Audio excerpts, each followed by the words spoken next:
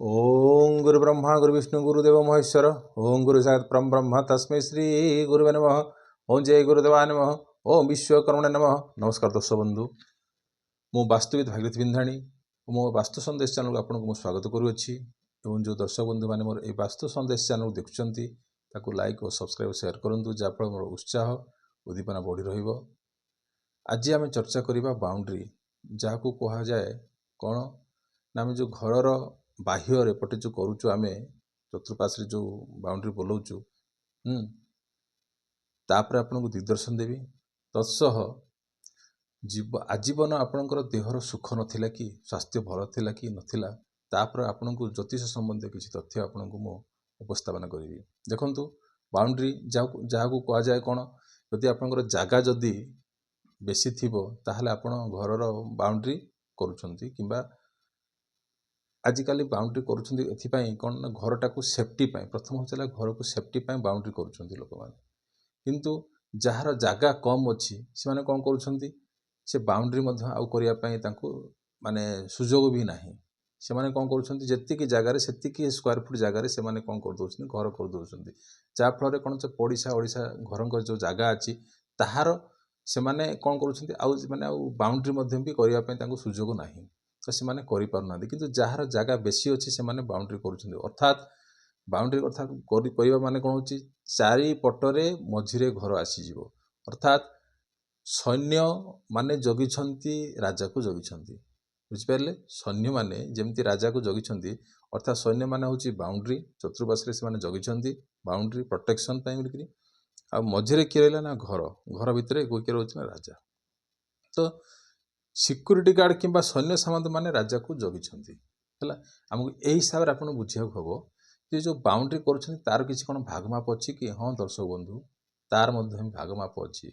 आमे केमती करिबा बाउंड्री घरर को बाटू करिबा को केते केते रखिबा।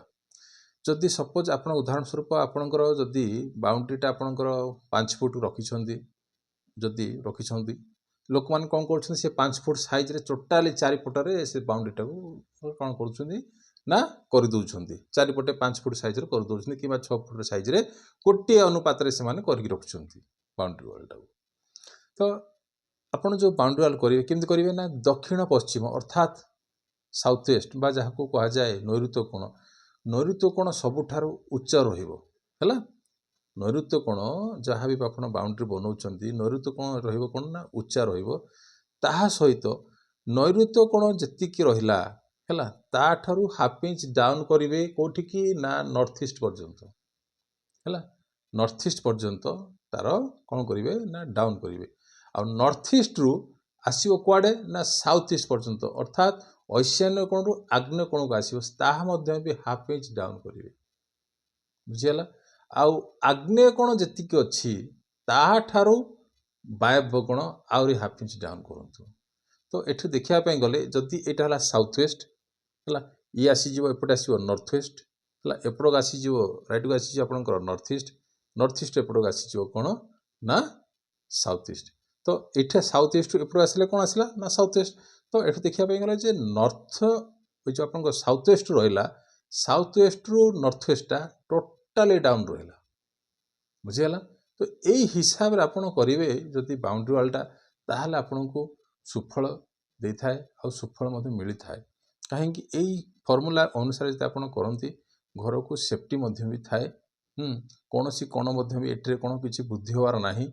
से फॉर्मेट रे जो आपण सपोज जदि नॉर्थ वेस्ट उदाहरण स्वरूप जदि आपण बुझेबी, जदि आपनकर नॉर्थ आपनकर साउथ वेस्ट जदि आपनकर 5 फुट 6 इंच रखिछंती ताहाले हाफ इंच माइनस कर देबे। तो एटा सी जो ईशान्य पर्यंत ताठारु हाफ इंच डाउन कर देबे साउथ ईस्ट रु हाफ इंच डाउन कर देबे जहा छी सेटा आसीबो नॉर्थ ईस्ट। ए जो बाउंड्री जो रहिला तार ए फॉर्मेट अनुसार आपण बाउंड्री वाल टेकंतु बा करंतु। आ गुटे आपण को कहितली जदि आजीवन माने देहर माने सुख मिलु नाही कि किंबा स्वास्थ्य भल रहु नाही कि, ताले कोन जन्म कुंडली रे जदि लग्नेश जदि हला पाप ग्रह सह थिबो कुंडली रे, लग्नेश जदि लग्नर जी मालिक 1 नंबर जी घर जो मालिक रहउची 1 नंबर घर जी मालिक तार स्वामी होची लग्नेश हला। लग्नेश जदि हला ପାପ ଗ୍ରହ ସହ ଯଦି ୟୁତିରେ ଥିବ କୌଣସି କୁଣ୍ଡଳୀରେ କିମ୍ବା ଲଗ୍ନେଶ ଯଦି ଷଷ୍ଠର ସ୍ୱାମୀ ସହ ଯଦି ଥିବ କିମ୍ବା ଅଷ୍ଟମର ସ୍ୱାମୀ ସହ ଯଦି ଲଗ୍ନେଶ ଥିବ ତାହେଲେ ସେ ବ୍ୟକ୍ତିଙ୍କୁ ଆଜୀବନ କ'ଣ ନା ଦେହର ସୁଖ ମିଳିବନି। ଆଉ ସେ ବ୍ୟକ୍ତିଙ୍କୁ ସଦାବେଳେ କ'ଣ ହେବ ନା ସ୍ୱାସ୍ଥ୍ୟରେ ପରିଶାନ ଆସିବ। ଆଜି ଏଇଟା ତ ସେଇଟା କାଲି ଆଜି ଏଇ ସ୍ୱାସ୍ଥ୍ୟ ଖରାପ ହେଲା ତ କାଲି ଆଉ ସକାଳେ ଆଉ ଗୋଟେ କ'ଣ ରୋଗ ଗୋଟେ ହେଇଯିବ। ତ ଏଇଭଳିଆ ରୋଗଗ୍ରସ୍ତ ସେ ବ୍ୟକ୍ତିଟା କ'ଣ ସଦାବେଳେ ଚାଲିଥାଏ।